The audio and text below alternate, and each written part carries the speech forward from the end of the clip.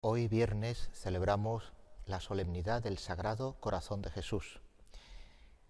Esta devoción al Sagrado Corazón de Jesús, que ha calado tanto en nuestra tierra, nos viene a decir a todos los cristianos fundamentalmente que Dios es amor, que Dios es Padre, que Dios es misericordioso, que Dios nos ama tanto que ha querido encarnarse, ser uno más entre nosotros, igual en todo menos en el pecado, y que ha dado toda su vida en la cruz por amor a nosotros, y hasta su corazón fue partido, rasgado por la lanza del soldado romano cuando Cristo estaba ya muerto en la cruz, confirmando así nuestra redención, confirmando, como decimos en el amor humano, corazón partido.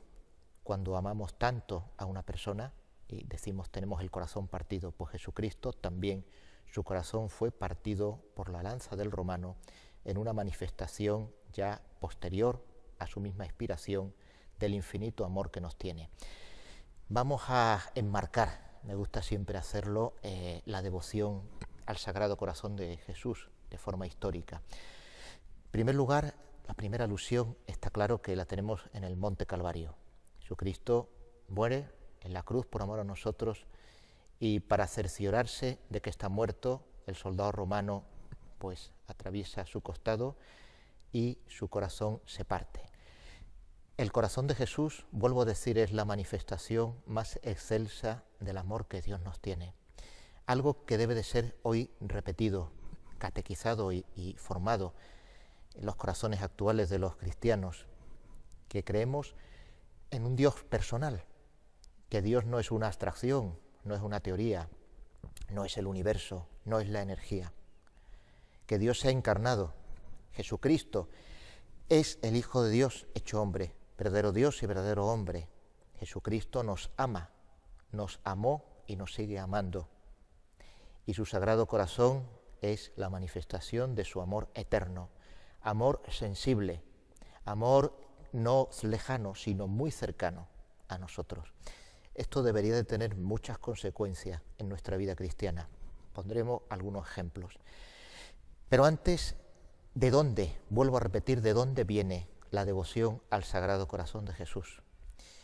Pues podríamos remontarnos al siglo XIII, Santa Catalina de Siena, que ya mostraba en sus escritos y en su misma vida pues su devoción al corazón de nuestro Señor Jesucristo. Otros muchos santos también, después San Juan Eudes, San Pedro Canisio, pero hay un momento muy importante que es el siglo XVII, cuando nuestro Señor Jesucristo se revela a Santa Margarita María de Alacoque, cuyo director espiritual es el beato Claudio de la Colombier, jesuita. Pues a esta Santa Margarita María de Alacoque es la verdadera promotora de la devoción al Sagrado Corazón de Jesús en todo el mundo. Antes sucede algo, como podríamos decir, la lectura de la providencia en la historia. Cuando sucede algo malo, después la providencia saca algo mucho mejor. Sucede una herejía extendida en la vida religiosa, en los conventos, en las órdenes religiosas en Europa, en el siglo XVII, llamada jansenismo. Esta herejía, o este pensamiento teológico, plantea la existencia de un Dios muy lejano, de un Dios lejanísimo. Plantea y acentúa sobre todo el poder de Dios, el infinito poder de Dios, la infinita distancia ontológica que existe entre Dios y los seres humanos.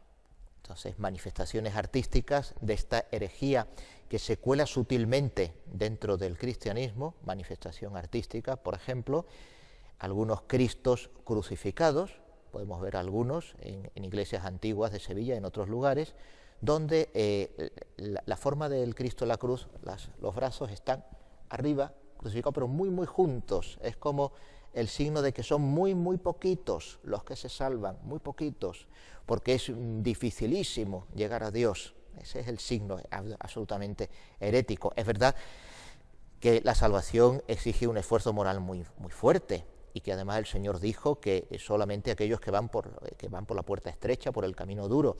Pero diferente es este pensamiento que daba ya por sentado pues que poco menos es casi imposible llegar a la salvación. jansenismo. Después en algunas iglesias también se hacían exposiciones del Santísimo donde la custodia con su Divina Majestad se ponía elevadísimo en el lugar más alto de la iglesia donde casi ni se veía. Una forma de representar esa lejanía de Dios. Incluso también, peor todavía, en el tratamiento del sacramento de la Eucaristía. Muchos cristianos que seguían el jansenismo, estando en gracia de Dios, no comulgaban. No comulgaban porque decían que Dios era demasiado grande para poder entrar en alguien tan pequeño como el ser humano. Bueno, pues ante esta herejía que se va expandiendo en el cristianismo en el siglo XVII, pues nuestro Señor Jesucristo le revela a Santa Margarita María de Alacoque que quiere que se impulse en todo el mundo, no de forma puntual, sino en todo el mundo cristiano, la devoción a su Sagrado Corazón. Revelación particular de nuestro Señor Jesucristo a Santa Margarita María de Alacoque el día 27 de diciembre del año 1673. Dentro de poco hará 350 años. Esa revelación particular, nuestro Señor Jesucristo le dice a Santa Margarita María de Alacoque, le muestra su corazón, el corazón que ama tanto a la humanidad y quiere ser correspondido y que sea conocido ese amor de su Sagrado Corazón. Se empieza a impulsar la devoción por parte, repito, de Santa Margarita María de Alacoque y bueno, pues esa devoción empieza a extenderse pues por todo el mundo hasta hoy, hasta la actualidad.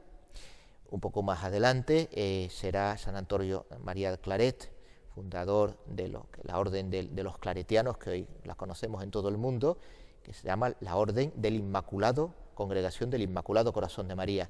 Se une, redunda todavía más ahora esa devoción que también se extiende al Inmaculado Corazón de María Santísima. Después será en Fátima, en las apariciones de 1917, cuando la Santísima Virgen María da en uno de sus mensajes que quiere que se establezca en todo el mundo la devoción al Inmaculado, a su Inmaculado Corazón, que se celebra mañana. Mañana sábado es el día de la memoria litúrgica del Inmaculado Corazón de María Santísima y la Virgen María pide además en Fátima que Rusia y todo el mundo sea consagrado a su Inmaculado Corazón. Entonces, ¿cuáles las consecuencias prácticas para nuestra vida cristiana que debe de tener esta devoción al Sagrado Corazón de Jesús? Vamos a poner algunos ejemplos. Por ejemplo, teniendo claro, si tenemos claro los mandamientos, los preceptos de la Iglesia de Dios y de la Iglesia, por ejemplo, que debemos de ir a misa todos los domingos y días de precepto. Es un mandamiento que tenemos que asumirlo y que además sabemos que si faltamos por causa no justificada cometemos un pecado grave. Pero esa devoción al Sagrado Corazón de Jesús nos hace avanzar todavía más. Además del cumplimiento del precepto, vamos a misa por agradar el corazón de Jesús. Al entrar en la iglesia, un domingo, un día cualquiera, especialmente domingo y días de precepto, cuando no tengo ninguna ganas de ir, cuando hace mucho frío, hace mucho calor, aparecen otros planes, en fin, todas las tentaciones que el diablo pone para que no seamos fieles. Entonces, el devoto del corazón de Jesús dice, bueno, yo sé que tengo que cumplir este mandamiento, sé que tengo que ir a misa, pero voy sobre todo porque quiero agradar el corazón de Cristo.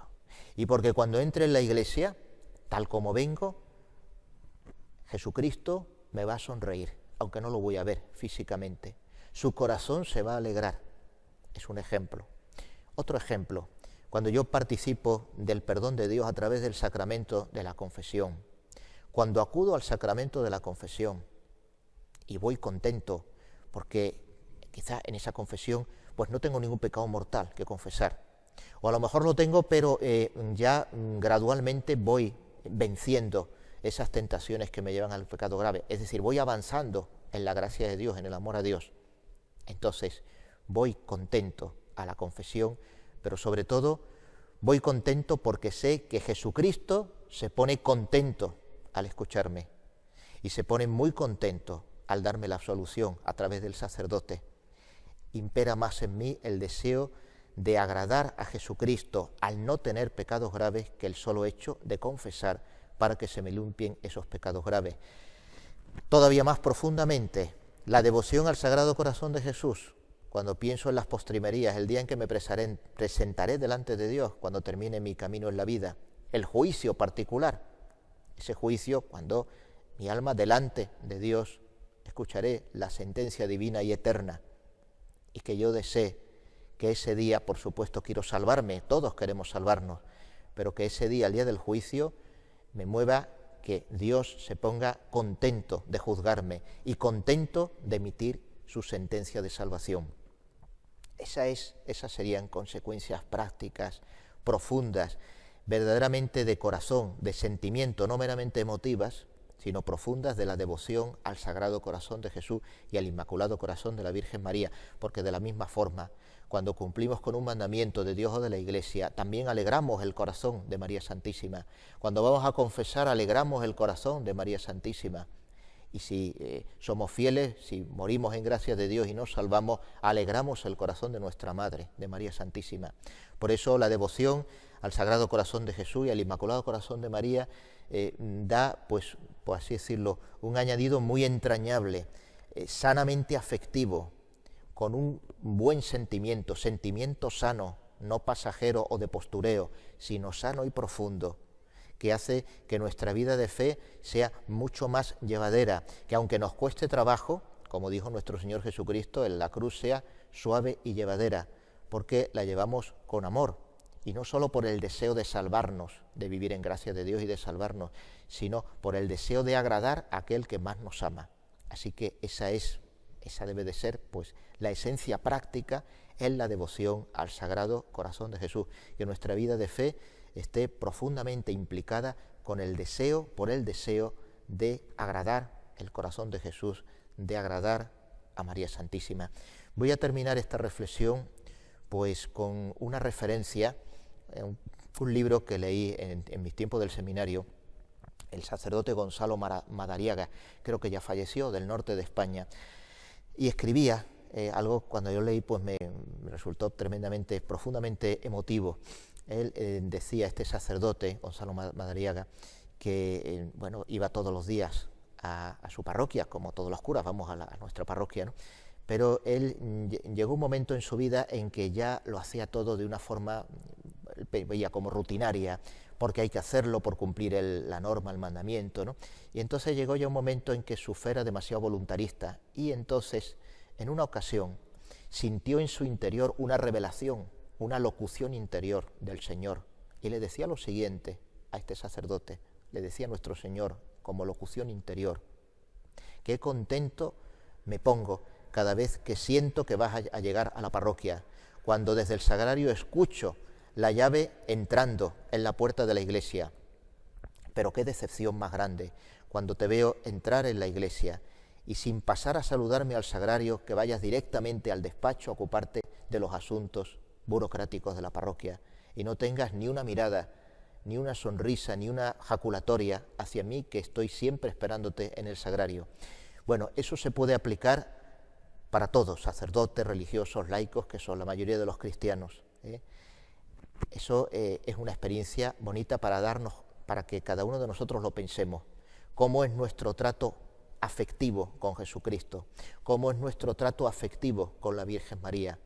Si esto nos ayuda realmente, nos debe de ayudar la devoción a los Sagrados Corazones de Jesús y al Inmaculado Corazón de la Virgen María, a que nuestra fe, basándose en la fidelidad, en el cumplimiento que debemos de tener por el don del temor de Dios a todos los mandamientos, pero avanzando de forma madura y de forma afectiva hacia un pleno amor a Dios, de correspondencia finita por nuestra parte, que lleve consigo en nuestro interior un profundo deseo no solo de salvarnos, sino de agradar a Jesucristo, de agradar a la Santísima Virgen María, de agradar a Dios uno y trino en definitiva. Que así sea.